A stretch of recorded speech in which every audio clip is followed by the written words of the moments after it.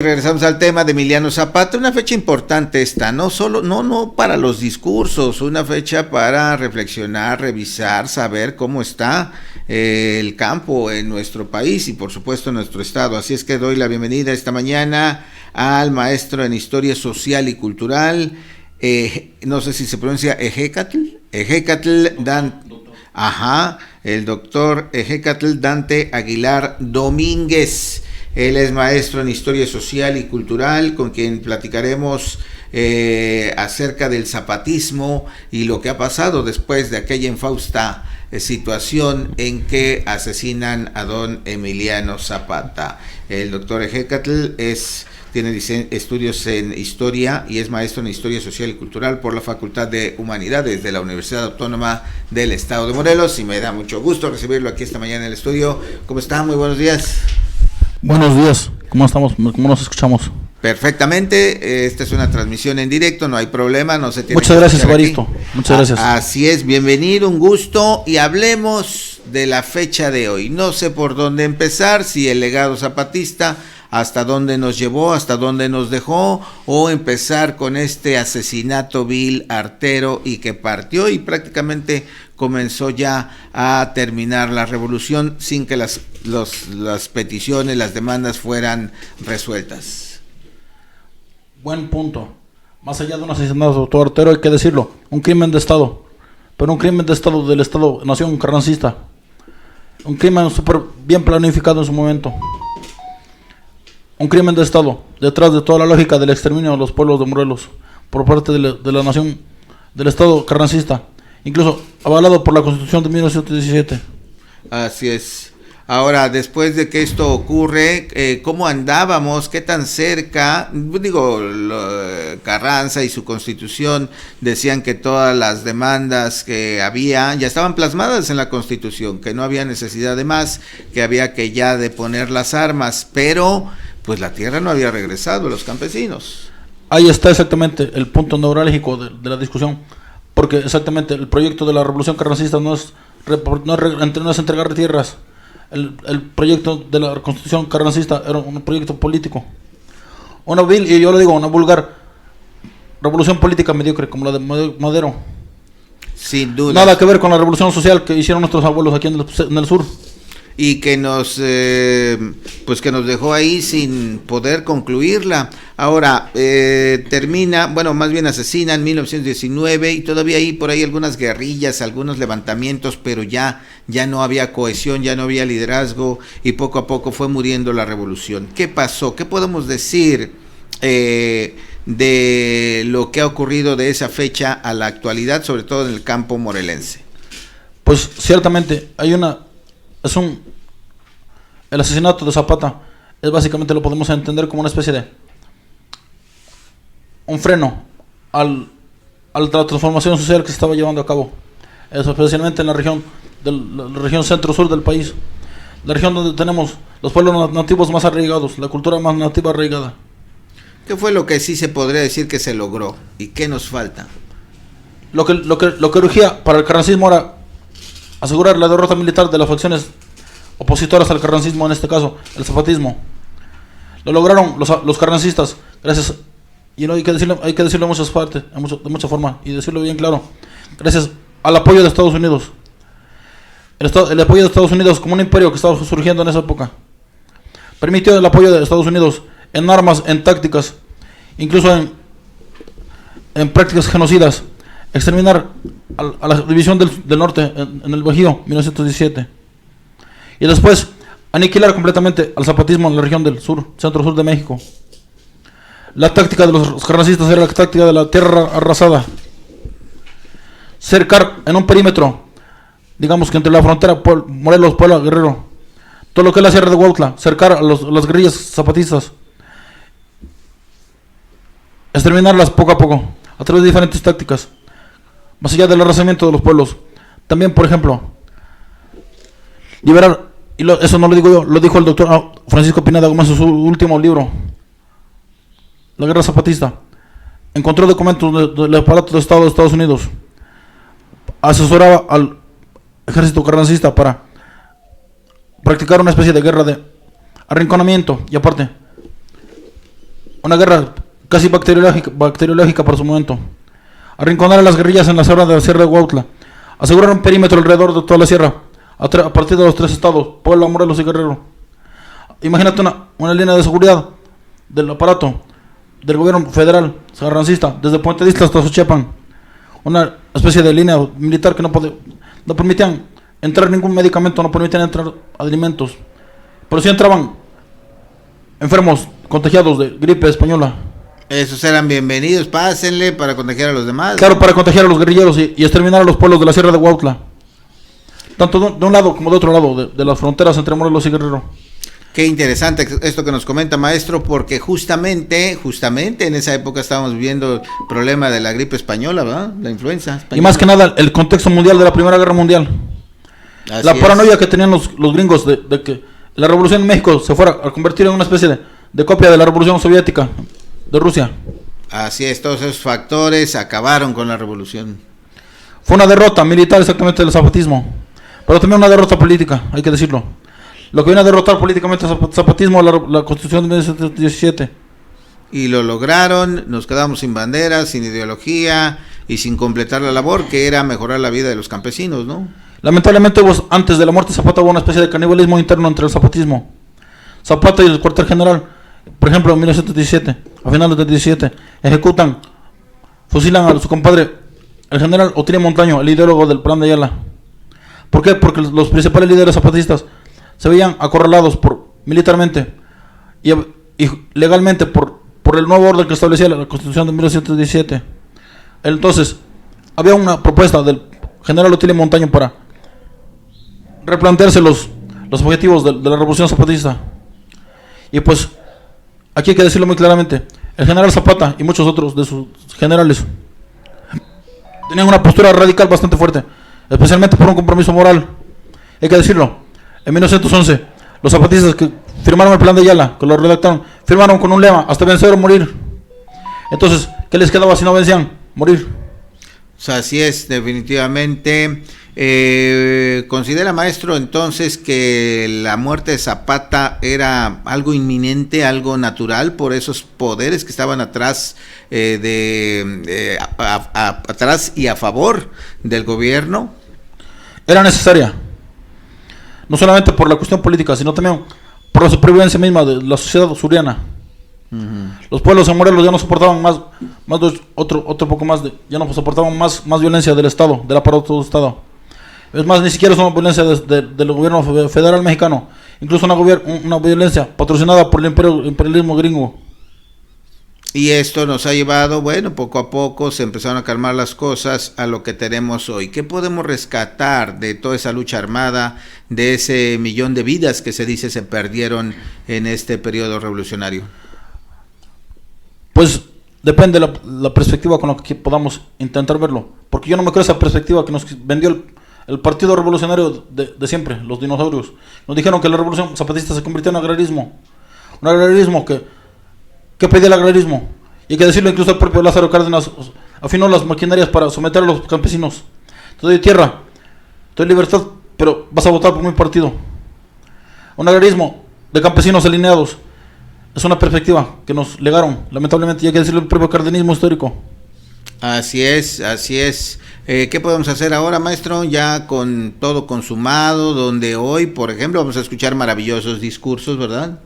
Pero la realidad del campo es que lo están abandonando, se está envejeciendo, la tierra ya no produce. Hoy tenemos un tema, por ejemplo, en el ingenio Emiliano Zapata, donde ha bajado tremendamente la producción, porque la tierra ya no da. ¿Qué podemos hacer como sociedad y particularmente quienes son productores? Replantearnos las formas de la agricultura. Antes de la revolución zapatista, la agricultura en los pueblos era básicamente una agricultura de subsistencia tradicional. Ajá. Los campesinos que no tenían tierras suficientes subían a las montañas a despejar un pedazo de terreno para sembrar, porque las mejores tierras de riego estaban en manos de las haciendas. Las mejores tierras de riego estaban destinadas para la producción de azúcar, una agricultura comercial. Entonces la agricultura de subsistencia estaba en las montañas. Ese tipo de agricultura la hemos abandonado básicamente por los últimos 70 años, 80 años. Tenemos una agricultura básicamente, fundamentalmente en objetivos de comercializar todo. Vemos, por ejemplo, la necesidad de sembrar maíces transgénicos genéticamente alterados para producir 3 cosechas al año de maíz. Así es, y que esté más gordito y rinda más, ¿no? Y que además, es que el mercado, la ley del mercado, son las que dictan qué tipo de consumo necesitan. Muy delicada esta situación en el campo, que sea el mercado el que dicte qué vas a sembrar, ¿no? Y además, es una especie de círculo vicioso, porque también tenemos esa lógica mental que se nos ha implantado desde 70 años, básicamente. Después de la reforma agraria, nos dieron tierras a nuestros abuelos, le dieron tierra, pero también le implantaron la mentalidad de producir para el mercado. Así es, hoy tenemos una gran cantidad de productos ultraprocesados incluso. Y acumular bienes, más que nada. Así es. Dejar de lado la dignidad de la vida campesina para vivir una vida a favor del mercado, de la mercadotecnia. Y otro tema que también habrá que revisar es el uso de fertilizantes que son a veces contaminantes y otro tipo de sustancias, ¿no? Por supuesto, pero eso depende exactamente el giro que se le da a la agricultura. Una agricultura intensiva, ya no tanto extensiva, intensiva, de acelerar los procesos productivos. Todo determinado por la perversa lógica del mercado y la mercadotecnia. ¿Qué va a pasar, maestro? ¿Va a surgir otro Emiliano Zapata, así como van las cosas? ¿O podremos ver que la gente empiece a tomar conciencia, se agrupe y pueda avanzar en equipo, en grupo, para que podamos corregir toda esta situación? Pues en Morelos no hay condiciones para que surja otro Emiliano. No hay. Todos los campesinos, la mayoría, el 90% están vendiendo tierras. A lo que antes sembraban de arroz o de agricultura, lo siembran de casas y terrenos para los desarrollos inmobiliarios. ¿Qué sabe de los cultivos que tenemos en el estado y que pues cada vez se reducen más? Y hay que decirlo, por ejemplo, los cultivos que caracterizan a Morelos en los últimos 70 años, desde la creación del ingenio Emiliano Zapata, son cultivos dedicados básicamente para el mercado. ¿Para qué producir azúcar de alta calidad refinada? ¿Para qué? Para el mercado internacional, que nos demanda cada vez más demanda de azúcar como droga. Nos quejamos de la droga sintética, pero consumimos drogas en todas las bebidas azucaradas. Piensa en un cumpleaños infantil, ¿qué le damos a los niños en las fiestas infantiles? Pues el pastel, los refrescos, los dulces. Drogas, lo estamos drogando. Así es. ¿Qué tipo de sociedad vamos a tener dentro de 30 o 40 años? Se ha abandonado el cultivo del maíz, la famosa milpa, ¿no? Ya no se cultiva. Maíz, frijol, calabaza, ya no, pues ya más fácil vas al mercado y compras tus tortillas, ya no hay esa producción en casa, en los huertos, en los patios, así es que de seguir así, pues la situación se va a complicar en el futuro, ¿no? Hay todo un proceso de descampesinización desatado desde por lo menos 50 años. Vamos a ser dependientes. ¿Cuántos pueblos han perdido sus antiguas huertas? Porque simplemente con lo que pareciera una buena intención de pavimentar calles, borraron los antiguos canales de las huertas de los pueblos. ¿Qué hicieron? Descampesinizaron las poblaciones. ¿Para qué? Para que el mercado pueda imponerse sobre las economías tradicionales. Y encima está la contaminación, ¿no? Porque es parte de la modernidad. Esa lógica mental de la modernidad y del mercado sin freno. Así es. Pues muchas gracias, maestro Ejecatl Dante Aguilar Domínguez, maestro, doctor, me decía, historiador social y cultural, que nos ha hecho esta reflexión interesante en este aniversario luctuoso de don Emiliano Zapata. Y hay que pensar en esto diario, no nada más en fechas como esta, porque qué va a pasar con nuestro país, qué va a pasar con la producción de alimentos, qué va a pasar con la gente que está abandonando el campo, está vendiendo sus tierras, dónde vamos a producir, qué situación tan complicada está, tan difícil, y pareciera que o no hemos escuchado que esté en la agenda del gobierno. El gobierno dice, pues les vamos a dar dinero para que siembren, ahora se trata de sembrar árboles, ¿verdad? Es lo que están promoviendo. Bueno, pero eso es, nada más es una especie de demagogia. Sí, tal vez funcione pero no nos vamos a volver recolectores. Es imposible volver recolectores. Es básicamente para amortiguar un poquito la devastación del proceso de descampesinización que existe en otras regiones. Es correcto, según vemos, pues con lo que apoyan para Sembrando Vida, bueno, pues ¿qué va a pasar con los cultivos? Los Sembrando envidias. Así le llaman ahora. pareciera. Los cultivos tradicionales, ¿qué está pasando? Aquí en Jojutla, donde se cultiva el mejor arroz del mundo, la superficie ha disminuido a favor de la caña, como decía el maestro, porque pues es más rentable la caña, es un cultivo más comercial. Es más adictivo.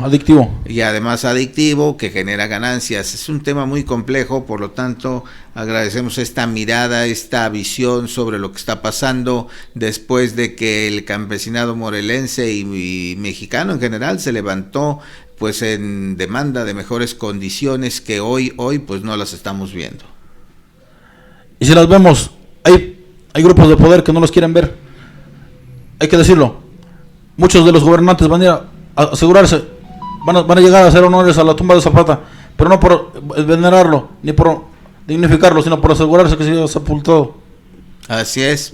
Va a decir, ay, Zapata, qué bueno que ya estás muerto, ya no hay problemas, ya la gente es pasiva, ya no protesta, ya no se revela, ya no exige derechos.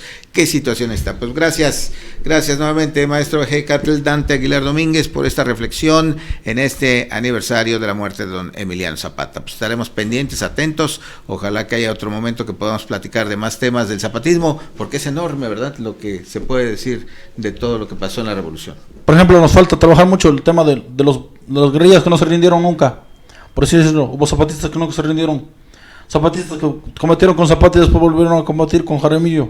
Así es lo que digo, es un tema. ¿Y qué pasó con esos procesos de extinción de los líderes?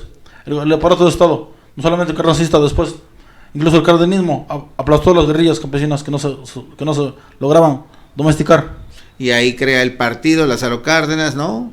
Partido Nacional. Lo crea Calles, pero lo afina. Sí, lo crea Calles. Lo afina Lázaro Cárdenas. Así es, y de ahí. De hecho, el ingenio Zacatepec, ¿para qué sirve? Es para apaciguar a los campesinos subversivos de esta zona. Ya, bueno, es más, nos ponen a este equipo de fútbol para decir, ya no sigas tus ganas de salir a protestar por el campesino. Vete a gritar al estadio. Sí. Tómate unas cervezas y grita gol, ¿no? Grítale al Curco Díaz. Ajá. Y olvídate de Jaramillo. Bueno, hasta a Jaramillo le dieron un cargo, pues, ¿no? Olvídate de Jaramillo y vender al Curco Díaz. Así es, ven a olvidarte de todo, tú vive feliz, échale porras al Zacatepec y ya olvídate de que el campo está en malas condiciones. Y consume, y vende tierras.